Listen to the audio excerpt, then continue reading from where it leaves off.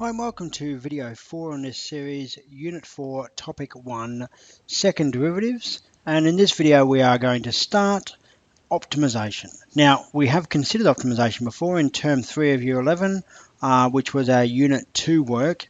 And it does come up as a potential topic in Unit 3 as well. So just be aware, you've probably seen it before. They can be considered reasonably tough questions sometimes, but they're ultimately very doable if you follow the procedure I'm going to set up with you. This video series will have a whole range of different optimization questions set out, so follow along and make sure that you know how to do them. So let's have a look at example 3 first of all, and then we'll set up the procedure. Two numbers add to give 18. Calculate the maximum value attainable from the product of the first number and the second number squared. So the first thing we do is we have to define what the two numbers are and consider what we're trying to optimize. Now keep in mind here it says the maximum. As soon as you see something like maximum, minimum, greatest, least, etc., we're looking for an optimization type solution. So I'm going to start by saying let P be number 1 and Q be number 2. And we want to maximize the product, so I'm going to call the product X because to get a product you multiply, and X is going to be equal to the product of the first number, P, and the second number squared, Q squared. And I want to optimize for X. Now to optimize for X, I need to get X as a value of just one other variable. So X equals one other thing. So I've got P and Q there at the moment. So I need a relationship between P and Q so I can eliminate one of them. And here's the relationship I'm going to use. So we'll call this one number 1. Number 2 is that P plus Q is equal to 18. And this, number 2, has come from two numbers add to give 18. There's that information. 2. And so therefore, P is equal to 18 minus Q. I'm choosing here to eliminate the P, because in my number 1 function, Q is squared, and I don't want to have to deal with having to square and create a quadratic or binomial expansion. So I'm going to do that, and therefore I get X is equal to 18 minus Q times Q squared. And so expanding this, I get 18Q squared minus Q cubed, which gives me dx dt. I'm deriving to find for what value of Q I get a maximum or minimum or stationary point for X, and that gives me 36Q minus 3Q squared, and I'm going to let dx dq equals 0, and that gives me 0 is equal to 36Q minus 3Q squared, which means that I can factorize. I'm going to swap sides as well and factorize. 3Q can come out as a common factor, and I'm left with 12 minus Q equals 0, which means therefore that Q equals 0 or Q equals 12. This is my null factor theorem calculations. Now this is really interesting because I get two stationary points, but obviously if Q is 0, then X is equal to P times Q squared will also be 0. It doesn't matter what P is, Q is 0. So this is probably going to be a minimum. I'm not going to jump to any conclusions, but I'm seeing a minimum there. And we know that most general functions, particularly these ones here, cubics, will have a minimum followed by a maximum. I'm going to assume that 12 is the maximum. But we do want to do this mathematically, so we check using the second derivative. D squared x dq squared is equal to 36 minus 6Q, and therefore, and I better just make a little bit of space for myself, when Q equals 0, d squared x dq squared is equal to 36, which is positive, and therefore this is a minimum. And when Q equals 12, d squared x dq squared equals 36 minus 72, which is 36, which is negative 36, which is negative, and therefore a maximum. So we do get a maximum for d squared x dq squared when Q equals 12. So Q equals 12 is our maximum, but the question says calculate the maximum value. So I want to know the maximum value of x. Well, I know that if q is 12, well then p is equal to 6 because q plus p was equal to 18, and therefore x is equal to pq squared, which is 6 times 12 squared, which is 6 times 144, which is 864. So the maximum product of p q squared, given that p plus q equals 18, is 864. Magic. Now let's have a look at the process, which you got a bit of a glimpse of earlier. These are my general steps, but the questions do vary, and I really want to point out that you open up a textbook, it will have some steps to solve an optimization problem. And if you talk to another teacher, they'll have some steps as well. In essence, they're pretty much the same, but this is how I approach it. So the first thing I'll be doing is understanding their question. Do I need to draw a graph or maybe have a diagram? Do I understand what the question's asking? Second, I'm going to develop all necessary relations, including appropriately defining variables. Now it's important here, my main thing that I'm looking for here is what variable am I trying to optimize? Trying to optimize, and on top of that, I'm looking for what is the relationship between that variable and the other things. Now I'm going to keep on coming back to that step 2 because step 2 is imperative. Because once you've got step 2, step 3 is solving relations simultaneously until the variable we wish to optimize is written as a function of just one other variable. So if I go up here, the variable that we wish to optimize, x, it was written as a function of p and q, so I had to eliminate one of them. I eliminated p, and we got down to here. X is written as a function of just one other variable. So here, just to give you a bit of an idea, we read the question, step 1. This was our step 2. This was our step 3 here. And then we moved on to step 4. So let's go down and have a look at step 4. Step 4, apply calculus steps and techniques to maximize or minimize the required value. This is really procedural. Once you've been doing calculus for almost a year now, for some of you, you should find that this is very procedural. And then step 5, establish the nature. So this is second derivative or maybe a gradient table test.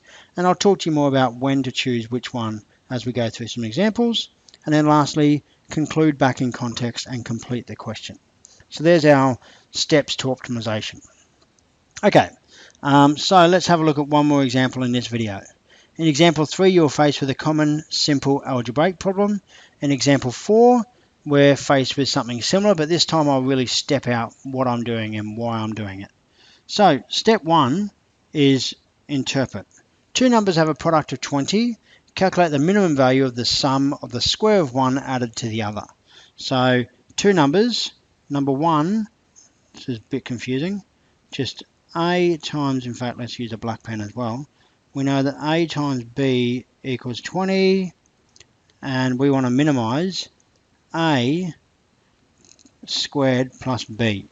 So I'm just getting my head around the question. Bit of scrappy work in there just to get my head around the question. 2, let's define my variables. So I'm going to say let a equal number 1 and let b equal number 2. And also we'll say let s equal the sum of a squared and b. That's step 2. And I clearly haven't left myself enough room here, so I'll just get a bit more room. Step 3, if we go back up, step 3 was to set up the relationships in step 2 and then solve the relations simultaneously. So in step 2, I also need to set up the relations, and the relations are that the sum is equal to a squared plus b. That's given to me in the question, but we also know that ab is equal to 20. So there's my step 2. Step 3 is to get s, which is equal to a squared plus b at the moment, as a function of just one other variable. Now for me, I can see a squared is a little bit complex, but b is really simple. So what I'm going to do is I'm going to call this one equation number 1, but then I'm going to have a times b is equal to 20 is equation number 2. Now if you couldn't get into the question here, by the way, you might consider just playing around with it. You know, A and B could be 4 and 5. Would that work? Or maybe they could be 8 and 2.5. Would that work? Or 10 and 2. And just playing around with some numbers and seeing if you can spot a pattern. Sometimes you can build a solution through a pattern as well, or at least build a better understanding. So I'm going to use equation number 2, so that shouldn't be pink. Equation number 2 to define that B is equal to 2 over A, or 2A to the negative 1. And therefore, S is equal to A squared plus, so that shouldn't say 2, it should say 20. 20, and this should be 20A to the negative 1, plus 20A to the negative 1. I've substituted B out for what B is equal to in terms of A, and now I've got S in terms of just one other unknown, in this case is A. So step 4 is to use calculus techniques to determine a maximum minimum for S. So ds dA is equal to 2A minus 20A to the negative 2, which is equal to 2A minus, I've done it again, said 20 written 2, minus 20 over A squared. And I want to solve, let ds dA equals 0. So I want to work out when does this equal 0. So now I go through and solve for that equals 0. I get 2A minus 20 over A squared equals 0. And that gives me 2A equals 20 over A squared, which gives me 2A cubed equals 20. A cubed equals 10, and A equals the cube root of 10, or 10 to the power of a third, which is not a nice number, mind you, so I'm going to leave it as the cube root of 10, just for now, and then we'll come back and we'll work out the exact values a little bit later on. So that's my A value, and if A is the cube root of 10, then B is equal to 20 over the cube root of 10, just out of interest. Now, I've run out of space again. Let's do step 5. Step 5, and I'll do it over here actually. Step 5 is checking the nature. So I had ds dA was equal to 2A minus 20A to the negative 2. That means that d squared s dA squared is equal to 2 minus, or now it's plus 40A to the negative 40A to the negative 3. So that's my new value, and if I substitute at A equals the cube root of 10, I get this is equal to 2 plus 40 times by 1 over 10 cube root cubed. Now that actually equals 32, which is wonderful, but it doesn't really matter what it equals. I can see here that they're all positive terms, so this is going to be positive, and therefore we get a minimum. That's important here that I work out that we've got a minimum. So therefore I've got a minimum, I've checked the nature, and now I'm going to go on to step 6, and step 6 is to answer the question and move it back into context if necessary. So we're talking about minimizing the sum. We know the minimum occurs at A squared plus B, which is going to be at the cube root of 10 squared plus 20 over the cube root of 10, and this is not a nice number, but if you put it in your calculator, it's approximately equal to 13.92. And so there we have it, that's our minimum, and we could plot this function, mind you, so we could plot the function s equals A squared plus 20A to the negative 1, and we would see that it comes out looking like this. And that would be 13.92. So feel free to go ahead and plot it, but we've solved this purely algebraically using our knowledge of calculus to find a minimum sum. So finally, these are one type of optimization questions, ones we've just done. Very theoretical, just based on sums and stuff. They're really uncommon, but a good intro. The other ones that are much more common, area and volume are really massively common. Speed, distance, time we'll get to, they are common. Rate problems could come up. where you've got a known rate. Economics problems could come up, and then we also see some purely algebraic problems, which I'll crack into a little bit later on in this video series as well. All the best.